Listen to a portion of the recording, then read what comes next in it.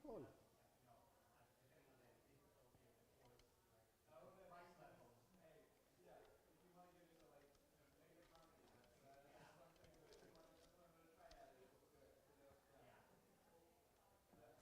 כתוב שאביך היה מבוני תל אביב.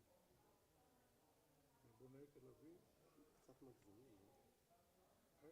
אתה יודע מה? בעצם לא מגזימים. Oh, do I need this? Batteries, Okay. this is all for you. So this is, okay, perfect. And your colors. Oh, I had a friend once who did this. oh yeah. Because I got this, it's like, it's without like the buttons, so it's a little. Been there many times. Where, and it wasn't until afterwards I realized, like, yeah. You need to have, yeah. Okay, so. Should I help you? Yeah. Yeah, let's my grandfather.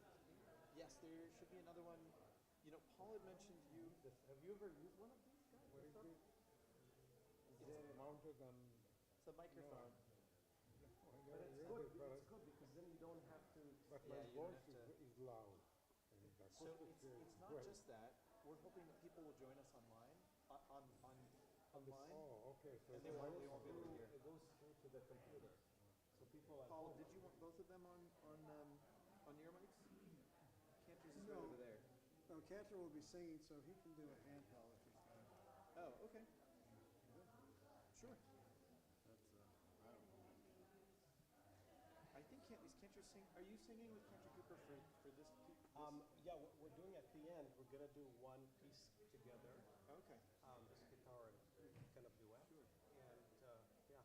I wonder if it wouldn't still be easier for your grandfather to have one of these. Then he wouldn't have to hold the I think it's better. microphone. It's better for him. Let me just make sure that it's okay with Cantor Cooper, and then. Yeah, he's with us there, but, And also, I got your, Regardless here. Sorry, Paul. I got your guitar manual on the DI box there. Thank you in the house. very much. I have enough stuff. by the way, it looks almost an identical guitar. That's what I was saying. We have like almost the same Is it thing. the same company? Yeah, Breedlove? yeah. No I way. love my guitar.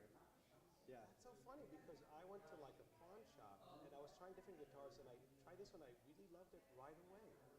Same. I said I really liked it. I don't know what I it is. turned down a whole Like bunch a of other sweet ones so that I sound. could pick this one up, and I've been looking around for another guitar, and I can't find one I like as much as this one. And they're not that expensive. That's the weird thing. I've been Probably looking like significantly. Yeah. But I got used. I got it used. Same. Yeah. About the same. Yeah, I love it. Great. Wow. Cantor, it's up to you. I wonder whether you would be up for having Abraham use your mic, because I think at the end you're just doing one piece, right? And then you could do a handheld mic for that. That way Abraham wouldn't have to hold the microphone. So then we can help help them get the mics on. Yeah, you, Is that right, Paul? you're beautiful. I love it. Okay. I love that tech talk. Yeah, we're TED Talk. Yeah, I have no both. preference. I have both mics muted on my end, so. Okay, all right, so let's get it on. Oh yeah, I can help. So why don't I have you get this one on and then you can. Okay. So it's up to you. Something I will do sometimes is I'll take the jacket off, put it on, and put it on over the jacket. Oh, yeah. But it makes it so that. Yeah, you're becoming A2s. I love it.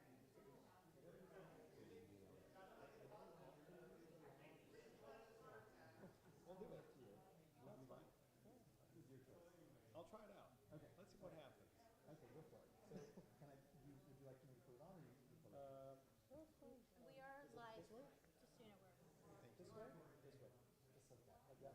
Like that. And then I'll put that on you. Turn it on and unmute. It's now on. Go ahead. It's on? Okay. 1, 2, sorry, just say I something. got you. 1, 2, 3, 4. And you can clip this on your, Oh, and your belt. okay, I think now we're getting some sound here. Good?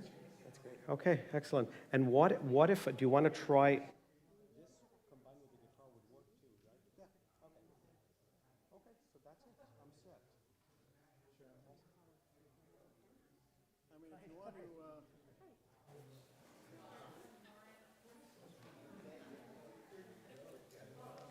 strum your guitar a little bit. oh yeah, okay, let's do that. I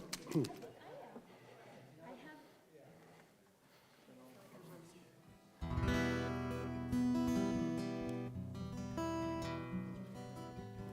Is that what's from?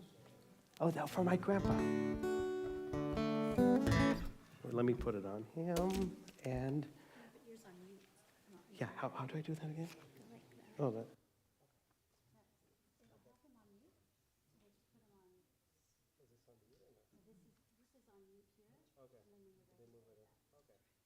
Okay, so how about I put in your pocket? Let's try maybe here. Oh, here. Is that how, check the battery level? Oh, check the battery level. I saw a red light on here. And unmuted? Oh, unmuted? Okay. Okay.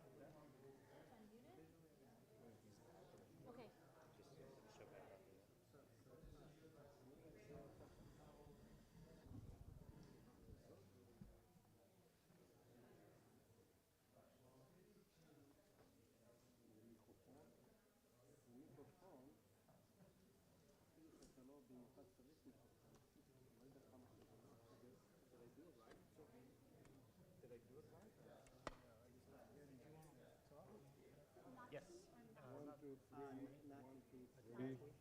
One, two, three. 1, 2, 3. Gotcha. Okay. Because they'll learn much more on there too. So. About you? This is No, your, no, no, this is about- your bio. Oh, my bio? Yeah, no, just more like, this is a guy I knew once, and I don't know, like, maybe, yeah. Okay. Yeah, it doesn't have to be the concept. No, just tell them this is, how about just, probably people, most people working on the thing, you know, so.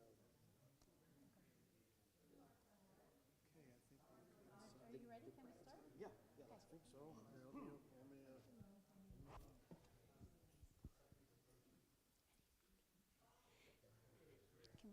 Can we have your grandpa come over? Yeah, Saba.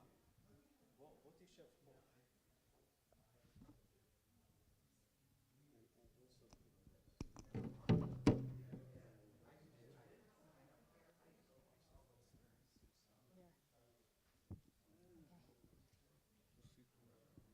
Sit right there, and I'm gonna come next to you, just so we have another.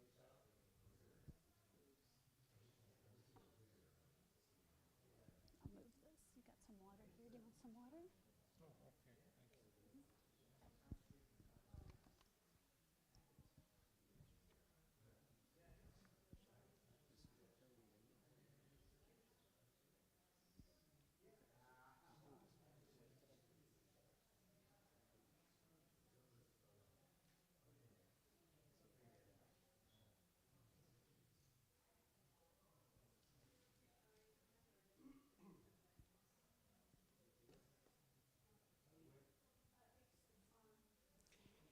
Welcome. Welcome, everybody.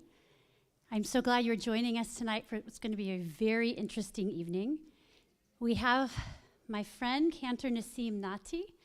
He was born in Santa Monica but grew up in Sfat, Israel, and studied Chazanut. He has a gorgeous voice, and you're going to hear it tonight. And I'm going to let him introduce his grandfather, Avraham Yarden. This whole night is going to be about Avraham's story, and it's going to be very, very interesting. So sit back, relax, and enjoy. Okay. Well, thank you for the introduction. My grandfather and his family are among the founders of the only Jewish state in the world, Israel. But there's so much of history before 1948 that his family are part of. Most people who came to Israel was after 48, so because the story is so unique and tells you probably haven't heard from any mouth told before, we brought my grandpa to give a little insight and first-hand experience, starting from the very first Aliyah, after Theodor Herzl and the people who were proponents in the Aliyah started in the meeting in Basel, and going forth, the first Aliyah, as you'll see here, is the Aliyah of Bilu. And you could see there was a big spirit of Jews starting to not feel sorry for themselves, being in exile and diaspora after 2,000 years. They got the spirit and they said, you know what? There's no other place here where we're safe. We're persecuted in pogroms in Russia and Germany here and that. So they started the Aliyah. And Bilu, my grandfather's mother, Shifra, who you'll see in a picture soon, she was in the first Aliyah coming from Russia. And Bilu stands for Beit Yaakov. This is Shifra, by the way. That's Shifra leaf sheets.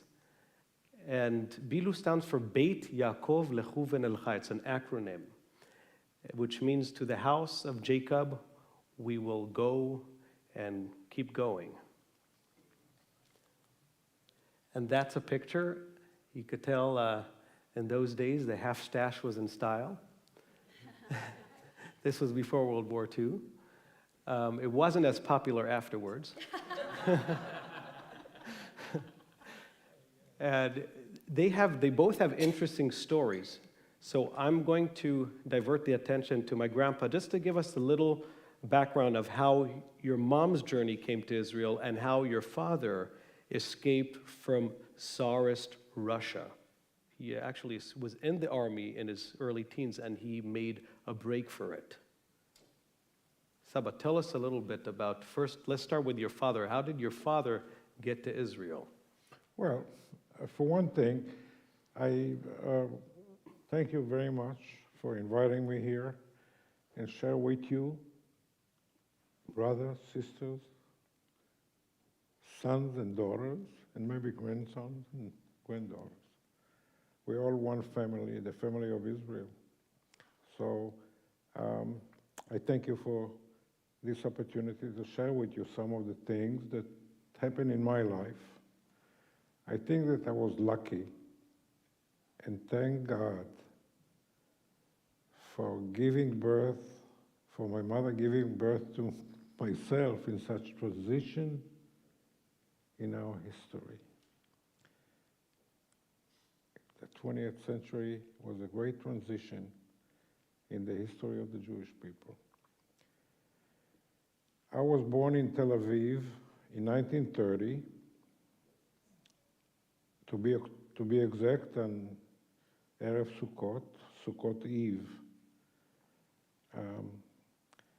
and lived in Israel.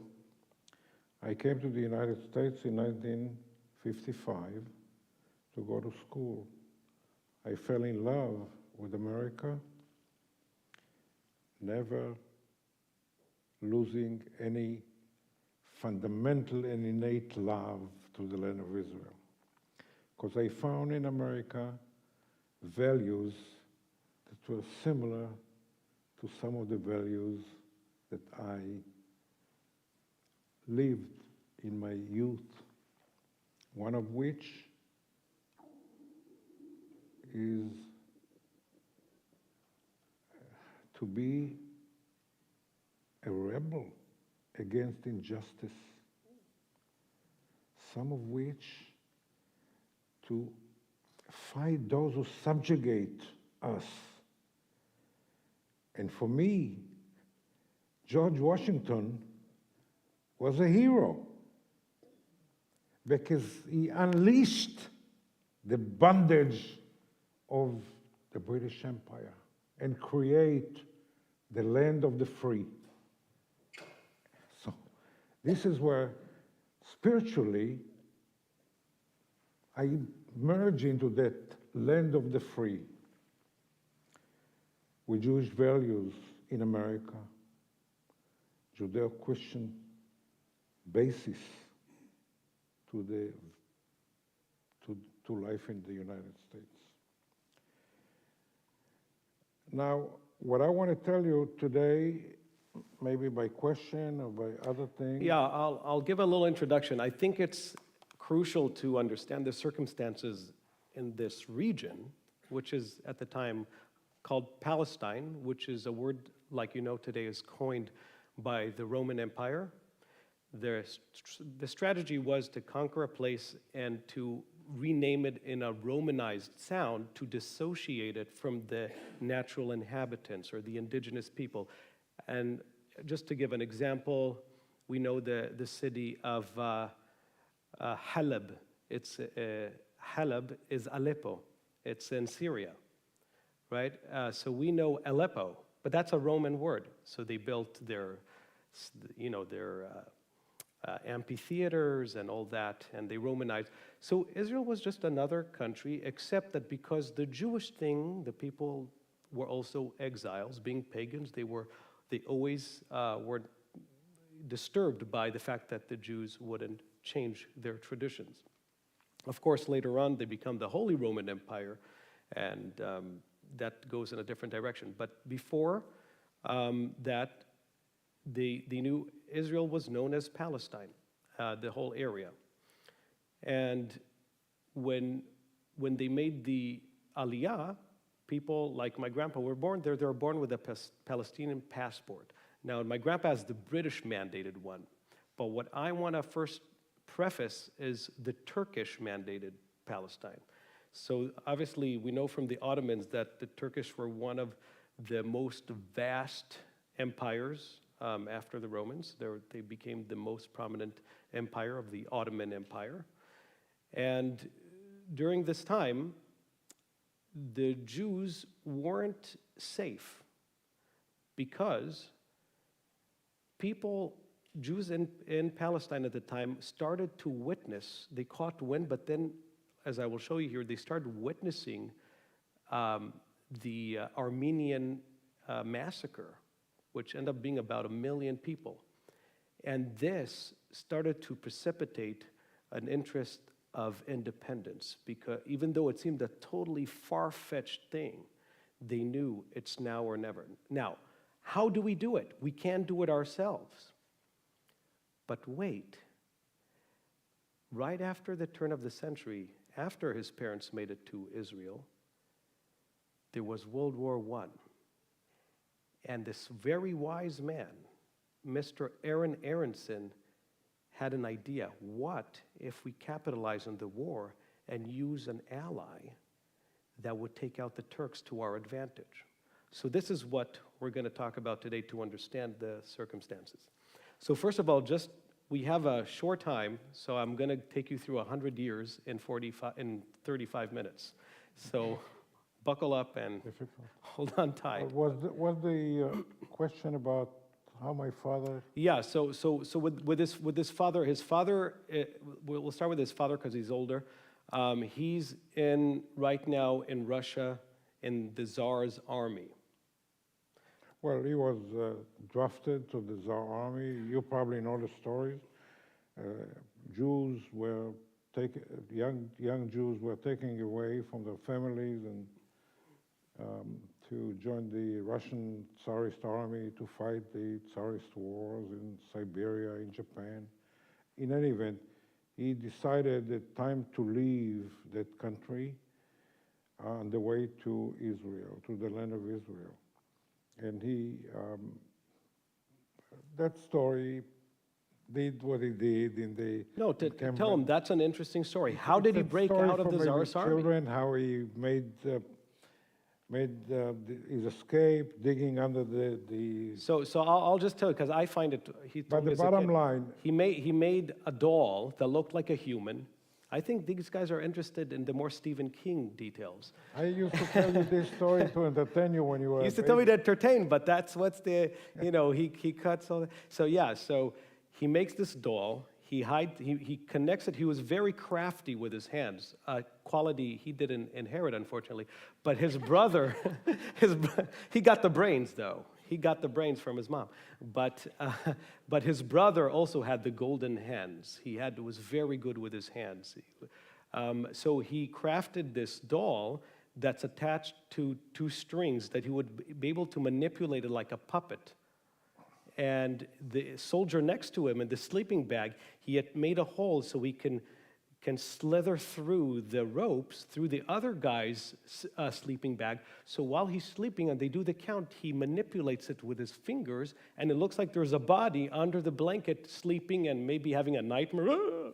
Like he could do all this stuff. So when the guard came and took count, he's like 14, 15, they would kick the sack and sometimes see if someone's there. So he manipulated in a way where, look, there was a human. So this is an indigenous thing. I don't know why we're skipping this, but this is an ingenuous thing that his father crafted. And then from there, he got tools. He dug under the fence. He makes a break for it.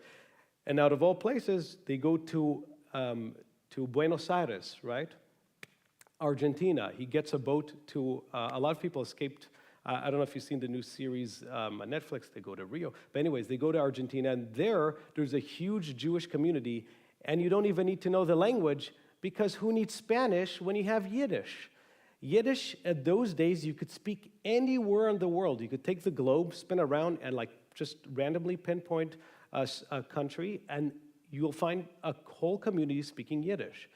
And that's why the Jews were very successful with business, because they were the glue of all the countries because they had a common language. So they were kind of this business and commerce ambassador. So he becomes a shravrav. Plumber. He becomes a plumber, never learned Spanish, and he lives there for about, 10 years? 6 years. He's 6 years. He probably danced the tango, the Argentine thing, and then he went to Israel. Now, let's say Palestine. Now, his mother came as an infant, and she grew up in Israel, but they didn't meet in Israel, you see. They both get kicked out of Israel by the Turks in the wake of World War I, because they're Russian citizens, an enemy to the Turks, to the Ottoman Empire. So his mother, though, if you thought escaping the Tsarist army was a problem, she was born in swamps in Hadera. She basically grew up around swamps. So a lot of these families are dying like flies because the malaria, and there's no cure for the malaria. Later on, some Israeli scientist came up with the cure a few years later, but so she ended up being somewhat of I think she was an orphan, and she ended up raising the family on her own, whoever survived. So it was tough. But this is what I'll show you about Zichron Yaakov, which we'll see about, the Aronson Zichron Yaakov. So remember, these guys are going through World War I. They're going to be ousted from Palestine by the Turkish Empire, and where are they going to meet? Where do you think is the closest ally to Russia? Because Russia's kind of far at this point in World War I. So you don't have many choices. The British Empire. And we know at this time the sun never set on the British Empire. So their closest mandated region was Egypt. So they end up living in Egypt for another 10 or 11 years. And they have even 2 kids. He had 2 kids from another woman, but they get married there. And they have another Yiddish community. In Alexandria, you'd think that people will go around, with the Pharaoh thing. No, they're speaking Yiddish. Like, was machst du da? Potatoes or kugel? I don't know, whatever. This was what you'd see in the flea market and the bazaar in Egypt. So his parents lived there for a long time, and then finally, after World War I, when English in 1923, afterwards they conquer, and they could make their final, they made Aliyah for almost the second time. They already made Aliyah, but they had to do it again. They had a little hiccup with the Turks. So anyways, now my grandpa's born in British Mandate Palestine. Now, let's just have a reference. Zichron Yaakov, this is the area his mother Shifra is born. So we know you have the malaria, but they gave their life to cultivate the land. This is an arid land. There's just like thorns and swamps. And they drained the swamps, and they grow life. It becomes, today it's like a very known place for the agriculture. So for the Aronsons, they spearheaded this whole aliyah with the intelligence with the English Empire during World War I. So Aronson, you can see the family of Aronson. Aaron Aronson is way there in the back with the family photo. Alex Anderson and his sister are on the side. And on your left, you see the Baron, which appears in both photos, Rothschild. So these rich Jews in Europe, these barons, they sponsor these Jewish scientists to study agriculture, agronomy, and botany, fields all of which Mr. Aronson mastered, and he was a genius, they say. And then they came to Israel and used this expertise to cultivate a land which seemed like there was ungrow, whatever the word is, you know. And this is the experiment station they made in Atlit. Well, I'll show that again. That's near, like, you could recognize by the ocean more north. You know, if you go up in Israel, you have Caesarea, you have this area, but that's the original station. Today it's a museum. And over here, he discovers mother wheat. So in the world, there's a big endemic in the agriculture. There's locusts everywhere, and there's the lack of wheat. And they're not able to grow wheat in every soil because it's so hybridized that you can't grow it in any soil, only in specific ones.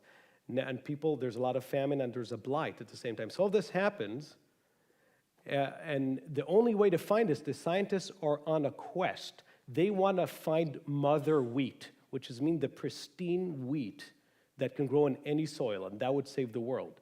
And guess who discovers it? Aaron Aronson in the High Galilee near Mount Hermon. So he becomes an international celebrity.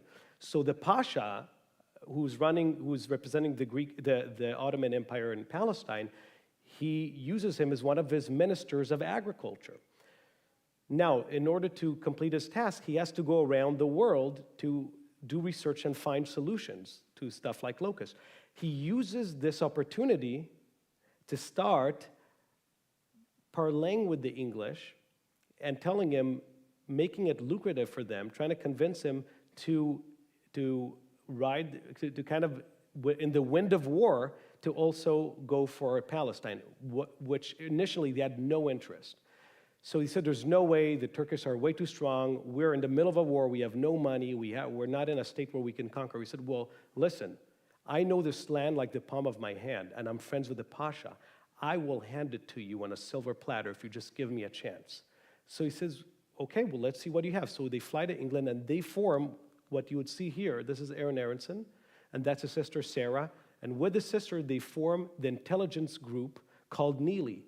And now this sounds like from a James Bond movie, and many people still want to make movies about this. So Neely stands for Netzach Yisrael Lo Yishaker, the eternity of Israel will not lie. And over there you have you have a guy named Schneerson, who's related to the Lubavitcher Rebbe, but completely secular. He was part of, and Leshansky, the guy next to Sarah, and these guys are kind of the people who are who founded the Neely with Aaron Aronson. Okay, so before we go to that, so there you have the Neely. Now you have the locusts, and now Aaron is with this group. He's giving them strategies and giving him insiders' intel how to conquer the land of Israel. If it wasn't for Aaron Aronson, the Ottomans would probably still be in Israel because they receded from the Western Europe, but not from the eastern sides, where they had a really, more substantial stronghold. So this strategic thing is, and I don't think most people know about this, which is why I'm bringing this up to set the ground for my grandpa for the Irgun, which comes up. Before we go, we wanted to talk about also to bring the spirit of the songs in those days. We had very fired up songs like Anu Banu Arza Livnot Veli Banot. We come to Israel to build and be built, and people are having this ethos coming up to Israel. And this is an example, and the poetry is beautiful. You can read here in English the meaning of Bam Nuchala Yagea. This is about Emek Yisrael in Israel. It's a beautiful area. It's a valley that flourishes with all kind of beautiful vegetation and a lot of cattle, and it's very idyllic and pretty. So this is an old song, was written in 1935, just to give you kind of what the pioneers sound like, and I'll play you just a little hint of it so you can have an idea. Bam nuchala yageh ומרגוע להמר, לילה חיוור משתרע, על שדות עמק יזרעאל, טל מלמטה ולבנה מעל, מבית אלפא עד נהלל, מה לילה מליל, דממה ביזרעאל. נו מה עמק ארץ תפארת, אנו לך משמרת. נו מה עמק ארץ תפארת, אנו לך משמרת. And that kind of gives you this feeling of a lullaby. It's romancing, and instead of like putting a baby to sleep, they're singing to the valley, rest thee valley. You're here, don't worry, we will be your guardians. You can sleep maybe with one eye open because we have a lot of people lurking out there, but we will be your fortress. And as you can see, the poetry is beautiful. So it has both the lullaby, and you could hear the Hanu lecha mishme, more the military word, gives you security. So that's one pioneering song. So what we decided to incorporate also spirit of music is to do one song from Pioneer, one actually that happens in 1948, Babel Wad, as you'll see, and then finally we'll have Chorshat Eucalyptus after the Six-Day War. Naomi Shima writes, and it's a beautiful song. Okay, weiter gefahren, let's go a little later. Jabotinsky. Jabotinsky, my grandpa refers to Jabotinsky as his national rabbi. So, and at this time, Jabotinsky's idea was for Jews not to be this little wimps like they were, unfortunately, you would hear Golda Meir giving recounts where the Cossacks would come and the husbands would hide behind beds and sing their, I don't want to get into details, but he was, bring your spirit up, walk with we're strong. So one of the phrases he said, Yehudim limdu lirot. Learn how to shoot, because Jews, we're not aggressive people. We're learning Torah. We're shakla v'tarya. We're not. So he said, we have to change. We have to defend ourselves because no one else will. And people back in the old country say, the Mashiach will come another 2 years, another. We have no time. We have to bring the Mashiach. And that was kind of the idea of Beitar, that the group that my grandpa joins later after Zev Jabotinsky. So Sabat, tell us a few words from I know how much Vladimir Zev Jabotinsky played a very influential role in your life and probably in the decisions you made to join the Irgun and the Beitar and all of this and made you who you are today. Tell us a few words, if Only you will. a few words. A few words. That shall do. For one thing, when we conduct our services and open the Holy Ark and put the Torah Moshe out, we sing, we chant, and you do it so beautifully, Chadesh Yameinu Kekedem, renew our days as of old, because it has so much meaning to our survival as people. So Jabotinsky really raised that sense of returning to be in control of ourselves. In 2,000 years, we were persecuted, we were chased from place to place, we were blamed for all the things. The anti-Semitic virus was then just as it is today, mutating from generation to generation, different ways. And we had the strength, the spiritual strength to hold on. But we had also to have a physical strength. And when a pogrom will be in the offing, we should be prepared to defend ourselves. And, the best definition is to be prepared and to hakam leorgecha, hashkem lehorgo. The one that rises to kill you, be earlier to neutralize him.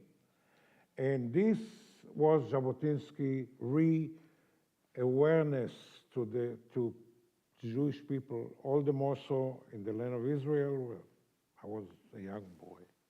And I grew on that type of a situation. When I was 6 and I heard the story, the Jews are being killed near Jaffa, I said, if they are killing us, why can't we kill them before they kill us?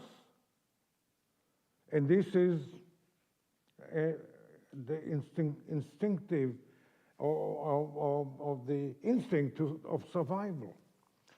So Jabotinsky was a great Zionist leader that led part of our generation to be more assertive and more in control of our destiny. And there is so much to tell. It's not really the time to lecture on this. I promise to. No, I was thinking we have two options. I mean, he could So tell a lot. I joined the youth movement that was essentially trained in the ideology of Jabotinsky, Chadesh Yameinu Kekedem.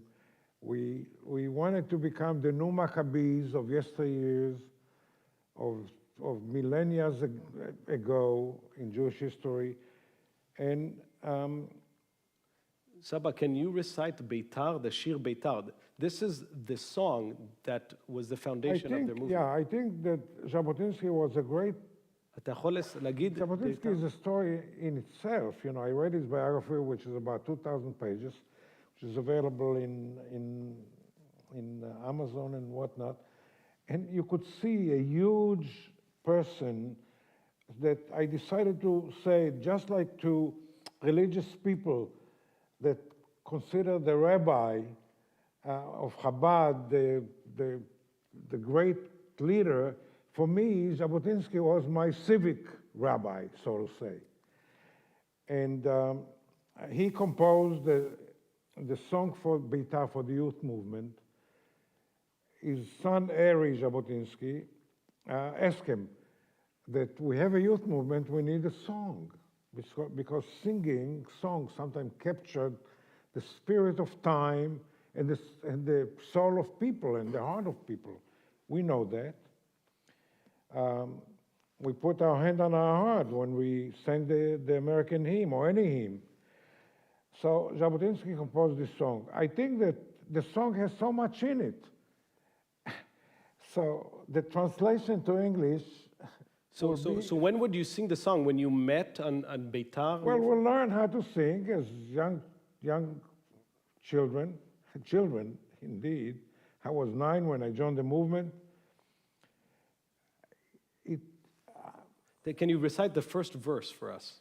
Well, what it tells us to remind our days of old, to renew the Hebrew spirit of the Maccabees, of the Tzdokim and Prushim, of Joshua, of all the values that made us a nation in a land, and a great nation that could live in other lands and maintain the spirit that held us together for 2,000 years under difficult conditions, which is the fact of history, of Toynbee, that says.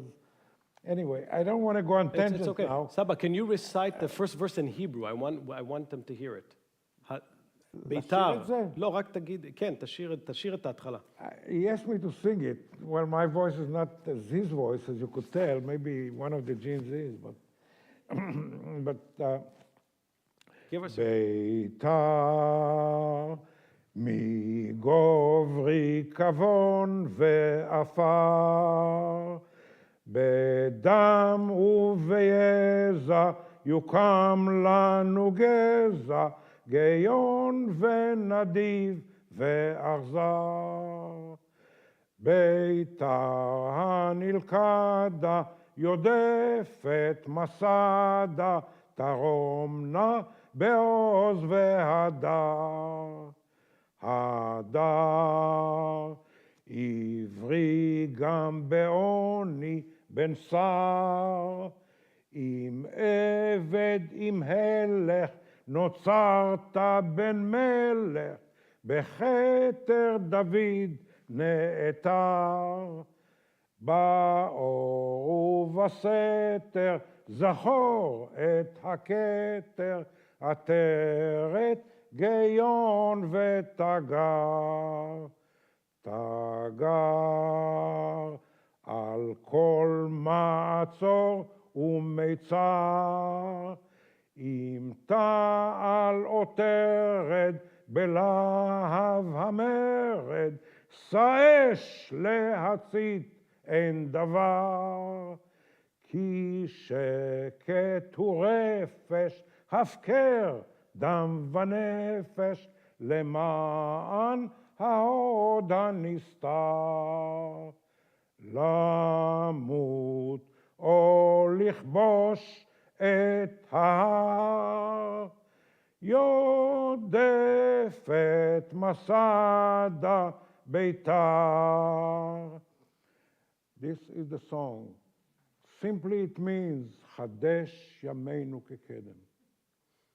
In few words, right? Yeah, just so they have a little bit of the translation. So, migovri kavona v'afar, coming from the rod of the earth, bedamu vayeza, with blood and with sweat, yukam lanu geza, a new branch, a new bark will come out of the earth, gaon v'nadiv v'achzar, of pride, of being generous, but also cruel.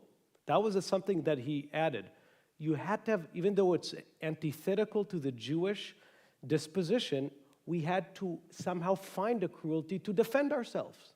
Otherwise, we would be cruel to ourselves because we would just perish and die. So that's what Jabotinsky about. Beitar anilkada, Yodefet Matzada. So Beitar, Yodefet and Masada were three of the last strongholds during the time of the Romans when they fought till the last man. And you know the story by Josephus Flavius and Yehuda Miah Eliezer ben Matityahu. So these people, he used them as examples. We are at our last stronghold now. We have to fight just like them to the last man if that's what it takes. Never to surrender. Never surrender.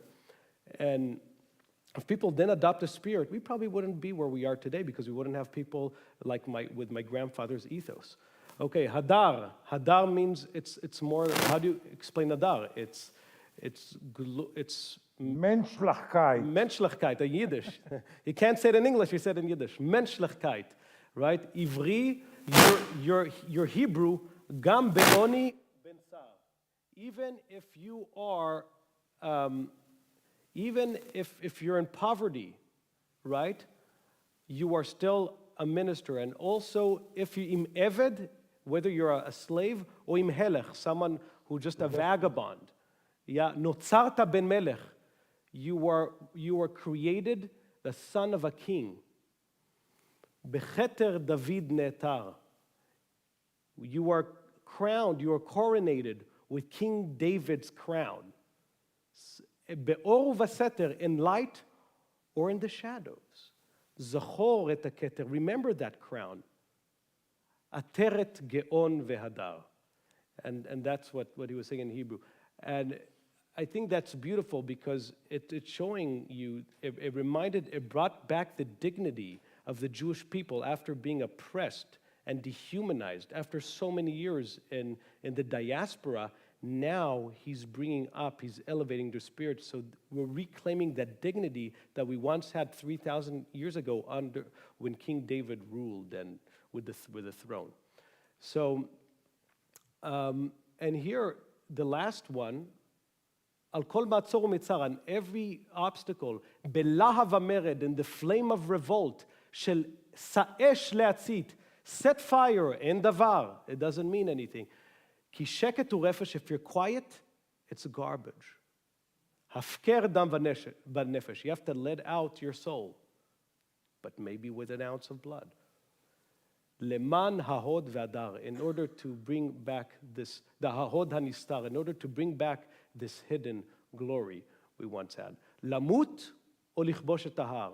Sometimes you have two options, to die or to summit and conquer the mountain.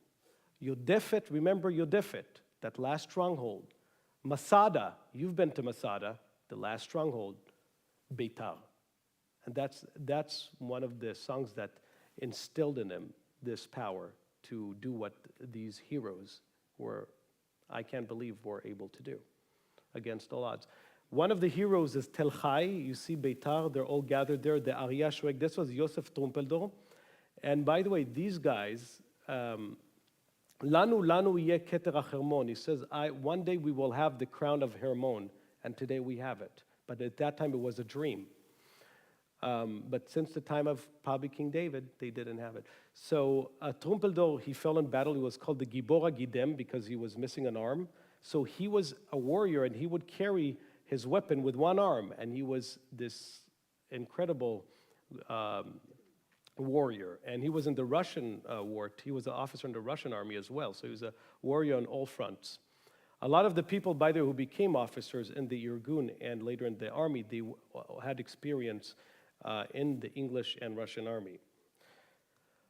And by the way, Trumpeldor, Jabotinsky, and Aronson, they're all in the same era, and they both worked together, maybe not so strongly together, but they were working at a different front. Jabotinsky was working with the English, which was an ally of the Russian, to get the Jewish Mule Corps. They formed a Jewish battalion, and they recruited Jews from all over the world, from southern Russia, a lot of people with the name Shvili. It's from the Georgians and all that. And they formed battalions, and they fought with General Patterson coming from England, and they were part of the battle against the Turks to get this land. So people don't see this. They think, oh, the British and Russian, but it was also a big Jewish battalion.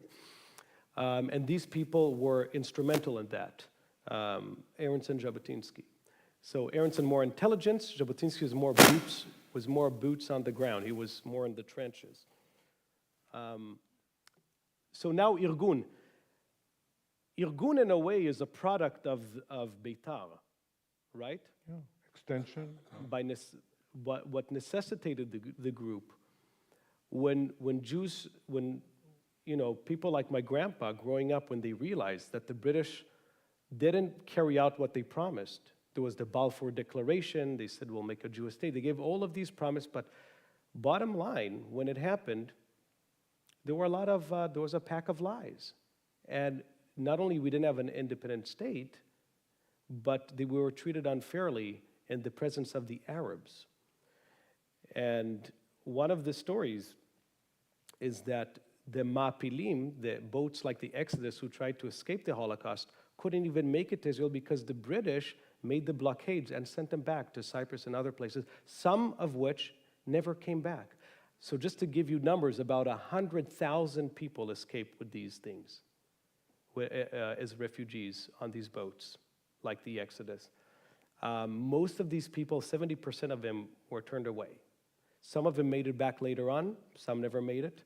But for Jewish people like my grandpa, who went into the water to secretly smuggle in these people who just barely escaped out of Auschwitz and the crematorium, and having a foreign empire who dress with a suit and tie and have proper etiquette are blocking that, a fellow brother, and sending him back to the gas chambers, this is what these things were pushing them to form an underground.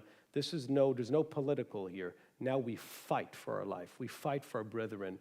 We fight for our independent state. We fight for a place where we can live once again like we did 2,000 years ago with somewhere to go. So the Irgun was ran on a pupil of Jabotinsky, which was Menachem Begin. Now, my grandpa knew Menachem Begin, and you see him, he's on the picture there on the left with the glasses. You could recognize him because he had these he looked like a journalist with the thick glasses. In those days, you see a lot of people didn't have those glasses. You know, if in your day, Saba, when you saw someone with these glasses, right, they were either a journalist or very wealthy or something, right? You wouldn't see people hardly with glasses. They had some monocles and all that. So and then you see him with his military. That's Stern. That's a Stern group, another group that developed. This was a statement. It means With fire and blood, Judah has fallen, and with blood and fire, Judah will rise again. When my grandfather got into the Irgun, actually, I'm going to have him simulate what happened. When you were inaugurated into the Irgun, when you were confirmed into joining the Irgun, how was the process like? Can you describe it? At the age of 15 and a half,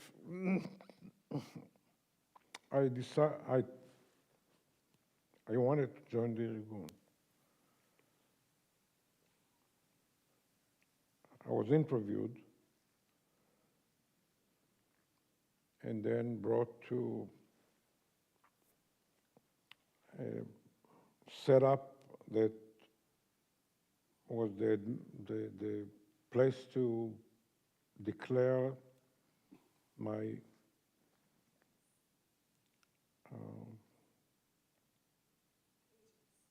complete commitment to the goals of the Irgun, which were to expel the British mandate once and for all out of the land of Israel, that they call Palestine.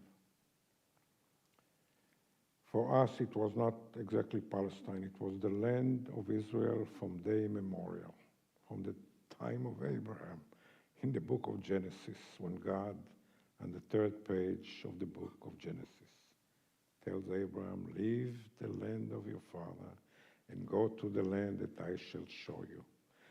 לך לך מארצך ומבית אביך אל הארץ אשר אראך ואעשך שם לגוי גדול. I joined the Irgun with the conventional way that Hollywood recreated, and I believe in the movie The Exodus.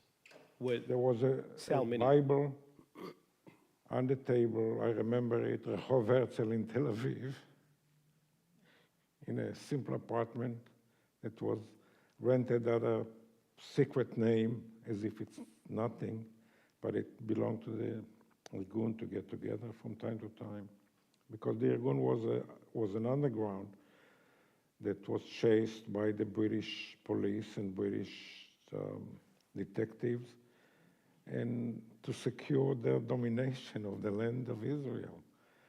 And you know how the British Empire operated, separating rules, pitch the Arabs against the Jews, it will be the judges and will fix the business, so to say, between you.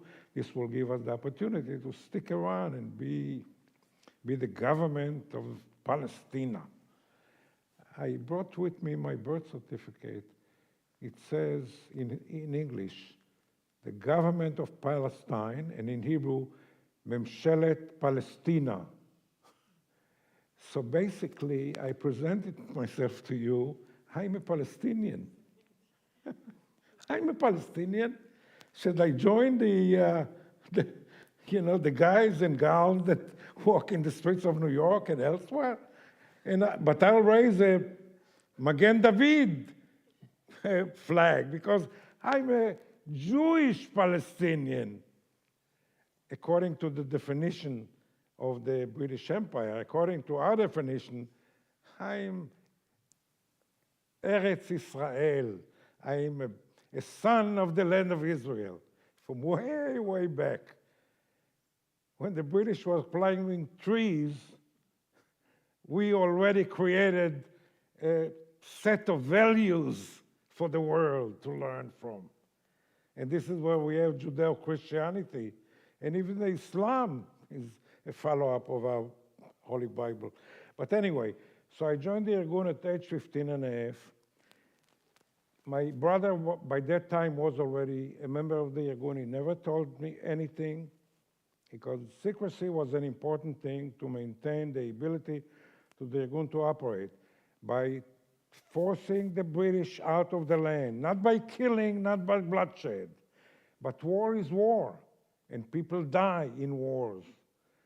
And even the best medicine has side effects too. Well, the side effect of war, which is a big side effect, it may be the main effect, is people getting killed. What could one do? Avoid the beginning or the reasons for war. V'lo yisa goy el goy cherev. We taught the world in the United Nations, a nation will not carry a sword against another nation. And a nation will not teach anymore how to fight. This will be the time, the so to say, the messianic vision of our prophets. But in any event, what I want to tell you is a very simple thing, because the time is really running out, as I understand. Maybe it's already too late. And there is so much into it that like I said, I was lucky to live in a time where if I would be a huge tank or a huge barrel, I would not be able to feel all the stories that I could tell you. Because these stories are, because I'm part of that story. I'm a story in myself, I guess. But, so there is so much to it. It is saturated, but fundamentally one thing: the love for Israel, the land of Israel, and the people of Israel. And this love is everlasting, because for me, early generations are my family, and future generations are my family. And you are my family. You are my family, literally. In my work around the world for the last 50 years, I was a nuclear engineer, and I work with nuclear plants all over the world. I would meet Jewish people everywhere, and the meaning was I'm home with my people. And this is how we are, and this is what probably keeps us together. This is what we do today. We tell, we connect. We are not racist or genetic, and we are a family, period, end. And no more definitions. And what I would like to tell you is, if we have the time, with the permission of the rabbi. Yeah. I think just a short story, which is an eye level with myself, each individual.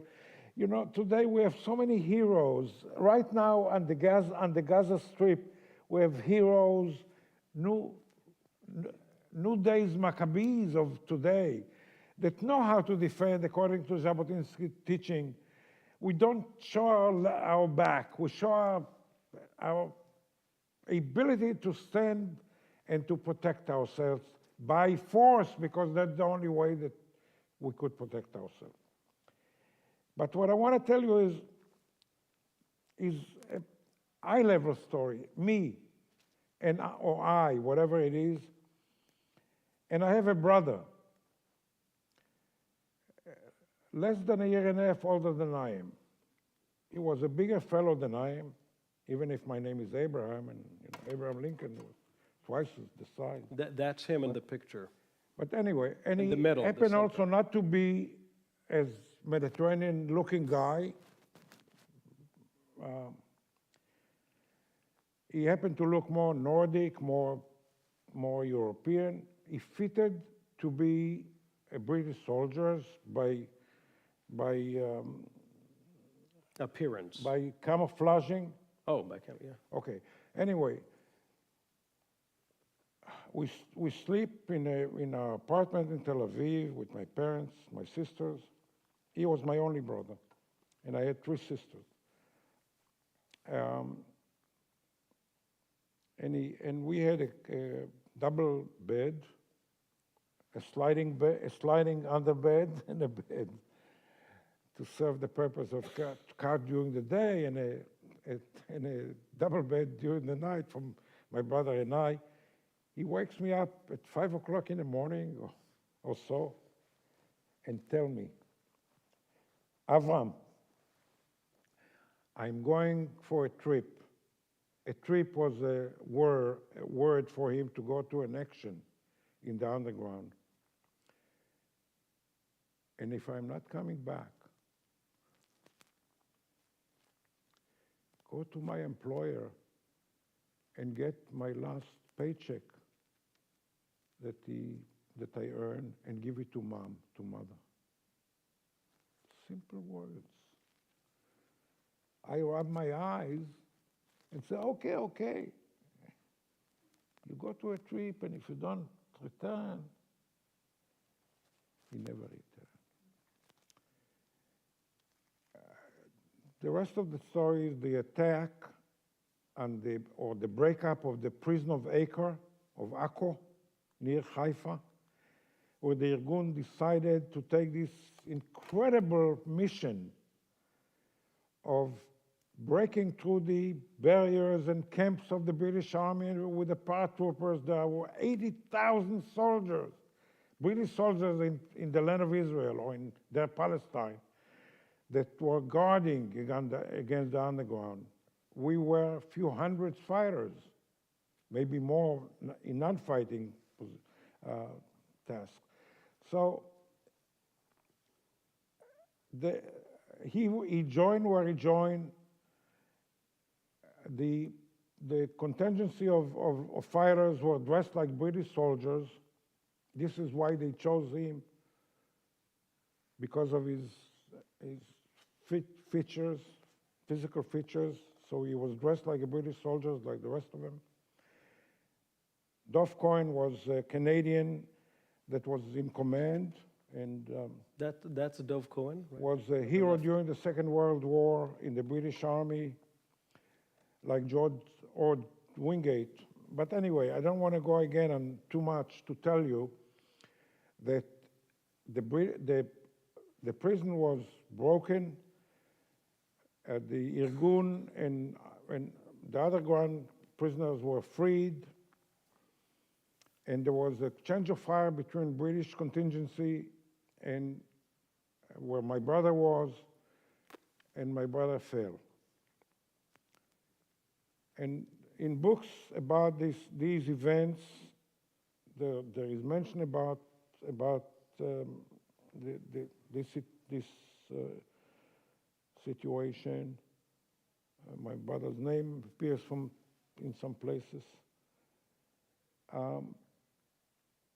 This was on Sunday, Yom Rishon in Hebrew. Sunday is Yom Rishon. And in Hebrew, I have two words that tie together. Rishon means first. Sunday is the first day of the week. And Acharon means last. So I said, my brother lived and died in Yom Rishon HaAcharon, in the last first day of the week. So it's, in English it doesn't ring as but in Hebrew it's Yom Rishon HaAcharon. When the fighters started to come those who participated came to Tel Aviv on the second day, on Monday, I met one, and I asked him, what happened to my brother? He said, we don't know, but I don't think that he will be back. So I tied this to the word that my brother told me when he woke me up.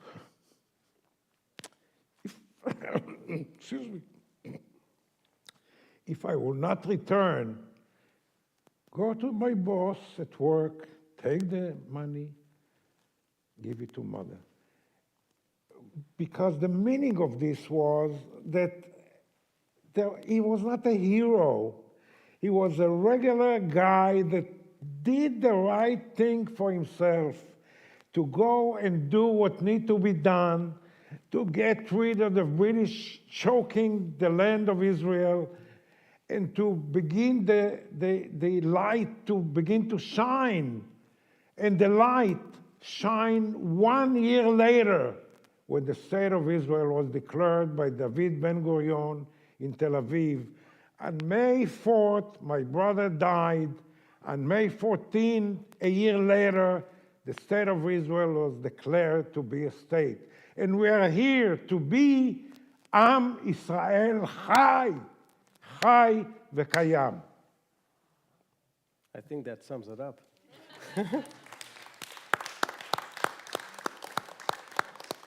Again, there's a lot more details, but I think we'll do a part 2 on another occasion. Because, of course, he just give you little really hints of his experience. But if you want to hear more, bring him back.